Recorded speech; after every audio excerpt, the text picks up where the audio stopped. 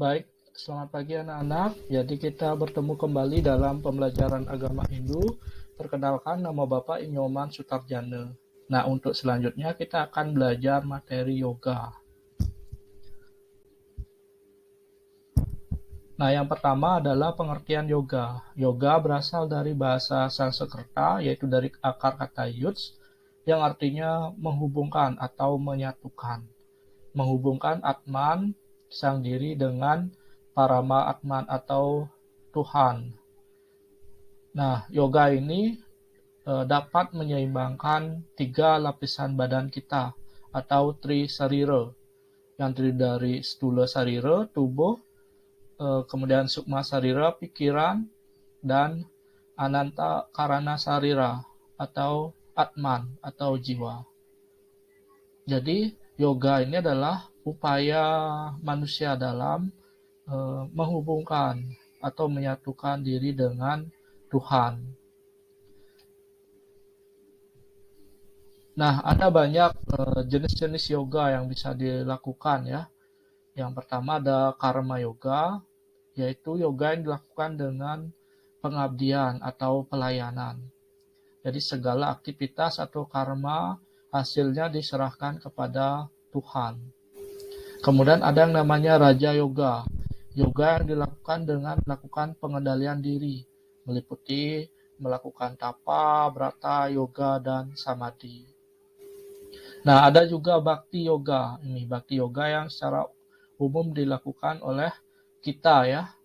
Bhakti Yoga adalah yoga yang dilakukan dengan perwujudan cinta kasih kepada Tuhan atau manifestasinya. Ciri khasnya ada persembahan berupa banten misalnya. Nah, yang selanjutnya ada Hatha Yoga. Nah, yoga ini yang akan kita pelajari lebih lanjut dalam bentuk teori ataupun praktek.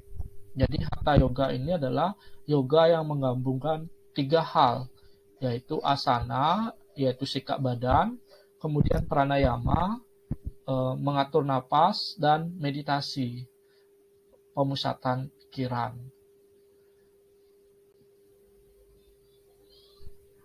Nah, yoga ini bersumber pada kitab Yoga Sutra Patanjali. Yoga Sutra Patanjali ini ditulis oleh Resi Patanjali. Nah, kitab Yoga Sutra Patanjali ini terdiri dari 4 bab. Nah, yang bab pertama disebut dengan Samadhipada, berisi tentang ajaran-ajaran umum tentang yoga. Jadi pengenalan dari segi teori, pengertian tentang yoga terkait orang yang ingin mempelajari yoga. Jadi dasarnya adalah bab 1 Samadhipada. Yang kedua Sadhana Pada. Sadhana Pada adalah perilaku atau aktivitas yang bisa kita lakukan dalam menjalankan yoga. Apa saja pengendalian diri yang dilakukan, apa saja ritual atau aktivitas dalam menjalankan yoga. Yang ketiga, Wibhuti Pada. Wibhuti artinya kekuatan batin. Jadi mereka yang rutin atau disiplin menjalankan yoga atau melakukan sadhana, maka mereka akan mendapatkan dampak positif atau manfaat dari spiritual, mendapatkan kekuatan batin, dan lain sebagainya. Yang keempat adalah Kaivalya Pada. Nah, ini adalah bagian kelepasan atau ajaran yoga tentang kelepasan atau proses penyatuan antara Atman dengan Brahman. Karena dalam agama Hindu tujuannya itu adalah moksha, yaitu bersatunya Atman dengan Brahman, sang diri kita kepada sumber atau pencipta kita. Jadi salah satu jalannya yaitu dengan melaksanakan yoga. Nah, dalam pelaksanaannya yoga ini ada tingkatan-tingkatan atau ada tahapan-tahapan yang dilalui, mulai dari tahap dasar, kemudian tahap yang lebih tinggi, dan berikutnya. Nah, tahap dasar ini atau tahap awal ini adalah pondasi yang harus kuat ya. Ibaratnya bangunan, tentu saja pondasinya harus kuat.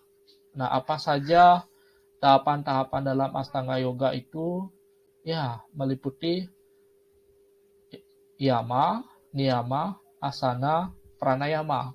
Nah, yama dan niyama ini adalah pondasi atau etika yoga itu sendiri. Jadi ini harus kuat.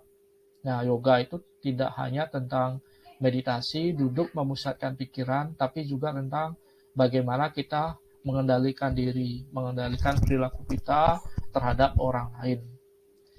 Yama dan yama ini ada 5 ya, masing-masing ada panca yama brata, ada panca niyama brata. Panca yama brata yang meliputi brahmacari, satya, asteya, dan lain sebagainya. Niyama ada swadhyaya, kemudian iswara pranidana, ya, ada saucha, dan lain sebagainya. Nah, setelah pondasi ini mantap, kita lanjut ke asana. Asana adalah sikap badan atau sikap tubuh kita yang mantap dalam menjalankan yoga. Jadi ketika melaksanakan yoga, sikap badan kita nggak boleh lain-lain. Jadi sudah mantap, sudah beretikat untuk melaksanakan yoga. Jadi melaksanakan secara disiplin. Kemudian pranayama, ini artinya mengatur napas. Ya, ada puraka, kita menghirup napas, kemudian kumbhaka, kita menahan napas, dan recaka atau mengeluarkan napas. Bernapas biasanya kita lakukan secara otomatis atau tanpa sadar. Tetapi dengan pranayama, kita mencoba mengatur napas, mengendalikan napas, sehingga kita mendapatkan manfaat yang optimal. Misalnya ketika kita puraka, kita benar-benar menghirup napas, jadi paru-paru kita benar-benar mengembang. Jadi benar-benar full terisi dengan oksigen. Pranayama ini ada kaitannya dengan pikiran. Semakin tenang napas kita, maka pikiran kita semakin terpusat atau semakin tenang. Nah, Astanga Yoga selanjutnya yaitu pratyahara, dharana, dhyana, dan samadhi.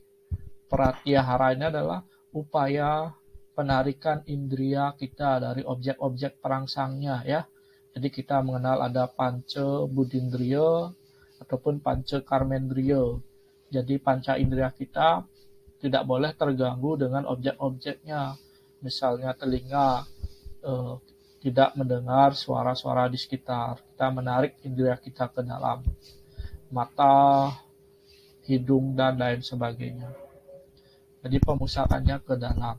Nah, setelah pratyahara baru dharana. Kita memusatkan pikiran atau memfokuskan pikiran pada objek-objek yang kita nyaman. Misalnya ada yang lebih nyaman memfokuskan pada sinar suci atau cahaya lilin, atau memfokuskan pada suara, atau pada gambar, pada arca, patung, atau perwujudan, atau pada mantra atau aksara suci, misalnya Om. Nah, setelah dharana, baru dhyana. Dhyana adalah kondisi pikiran yang terpusat pada satu objek secara terus-menerus. Nah, yang terakhir adalah samadhi. Nah, ketika samadhi kita mencapai kesadaran Brahman. Brahman dan Atman itu aikyam atau menyatu. Atau kita istilahkan dengan moksa. Karena ada moksa yang dialami dalam kehidupan ini. Atau samitya, ini adalah samadhi. Jadi para resi ketika memperoleh samadhi, beliau sudah mencapai moksa di kehidupan ini. Setelah selesai proses meditasinya, kembali beliau jalani kehidupan. Jadi demikian Astanga Yoga, jadi 8 tingkatan-tingkatan yang kita lalui sebagai proses belajar ya.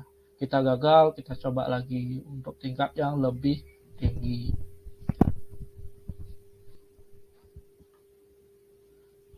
Nah, keadaan pikiran. Nah, pikiran kita sendiri disebut dengan manas atau raja indria atau pengendali dari ke-10 indria kita. Jadi pikiran ini memiliki eh, keadaan-keadaannya. Nah, dalam yoga disebutkan ada 5 keadaan pikiran. Nah, yang pertama adalah kesipta atau pikiran kita, pikiran sadar. Misalnya ketika sekarang pikiran kita mudah beralih dari satu hal ke hal yang lainnya. Misalnya memikirkan tentang rumah atau memikirkan masalah. Jadi pikiran ini mudah goyang atau tidak fokus. Kemudian yang kedua adalah mudah. Ini pikiran yang lamban, pikiran yang malas, pikiran yang tertidur. Nah, misalnya kalau sakit, pikiran kita cenderung lamban atau mudah. Atau yang memang karakternya ya lamban, ya pikirannya mudah. Kemudian wiksipta adalah pikiran yang berada di antara kesipta dan mudah. Jadi dia bisa sewaktu-waktu bergejolak, bisa sewaktu-waktu lamban. Nah, ekagra adalah pikiran yang terpusat. Nah, ibaratnya loop ya, atau kaca pembesar, pikiran itu ibaratnya sinar matahari, ekagra ini adalah pikiran yang terfokus ke satu hal, sehingga bisa memberikan kekuatan. Nah, cahaya matahari kalau difokuskan dengan loop itu akan bisa membakar benda-benda. Nah, terakhir adalah niroda, pikiran yang tenang, pikiran yang mendalam, pikiran yang tanpa gejolak. Nah, kalau kesipta ibaratnya adalah ombak, ya ombak di samudra yang mudah berayun-ayun, bergelombang. Nah, nirodanya adalah samudra, pikiran yang tenang. Nah, tujuan yoga itu dijelaskan dengan sloka yoga citta vritti niroda. Tujuan dari yoga adalah untuk mengatasi kegoncangan pikiran atau pikiran-pikiran yang mudah teralih menjadi lebih tenang untuk mencapai niroda. Nah, dalam mencapai yoga ini tentu saja ada hambatan-hambatan.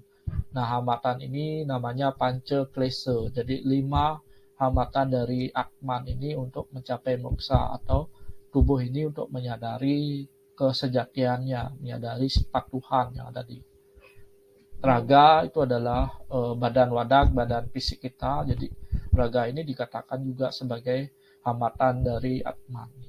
Kemudian duesa ini adalah dualitas, senang, sedih, cinta dan benci. Jadi Atmani terikat pada dualitas terua bineda ya. Kemudian abiniwesa itu rasa takut terhadap kematian. Jadi rasa takut sakit, takut kematian. Nah, awidya ini kegelapan, kebodohan. Jadi yang tidak benar kita anggap sebagai benar, yang tidak kekal kita anggap sebagai kekal. Jadi awidya. Kemudian asmita, kesombongan, rasa keakuan. Nah, kemudian hatha yoga. Jadi nanti kita bisa praktek bersama ya. Hatha yoga menggabungkan 3 hal. Ada asana, latihan fisik. Ada pranayama, latihan napas. Ada meditasi, latihan pikiran. Ini dikatakan menghubungkan 3 badan atau trisarira. Ada badan kasar atau stula sarira, ada badan halus atau sukma sarira, dan badan penyebab anantakarana sarira. Ya, jadi dengan hatha yoga kita bisa mengharmoniskan atau menyeimbangkan tubuh, pikiran, dan jiwa, sehingga kita bisa lebih sehat baik secara jasmani, fisik kita, ataupun rohani, mental kita. Adapun gerakan hatha yoga ini yang bisa kita praktekkan nanti adalah Surya Namaskara. Surya Namaskara berasal dari kata Surya, artinya matahari, Namaskara artinya pemujaan. Jadi gerakan yoga yang tujuannya adalah untuk memuja matahari atau Surya. Nah, dilakukan 2 kali sehari, di pagi hari pada waktu matahari terbit, dan sore hari pada waktu matahari terbenam. Jadi lebih lanjut nanti ada video Bapak melaksanakan Surya Namaskara yang bisa kita coba secara bersama-sama. Jadi ada 12 gerakan memuja matahari. Nah, demikian pemaparan atau pembelajaran kita Jadi dapat kita simpulkan bahwa yoga ini adalah upaya atau latihan kita dalam menghubungkan diri atau mengingat Tuhan. Ya, tahapan-tahapan itu namanya Astanga Yoga atau 8 tingkatan dalam menjalankan yoga. Jadi sebagai sebuah proses belajar, gagal ataupun berhasil itu sudah biasa. Jadi tahapan-tahapan ini harus kita lalui sehingga kita bisa mewujudkan tujuan agama kita, yaitu Brahman Atma Kaisyah. Iya. Nah, selanjutnya sekian pembelajaran dari kita. Mudah-mudahan bermanfaat untuk kita semua ya. Jadi terima kasih.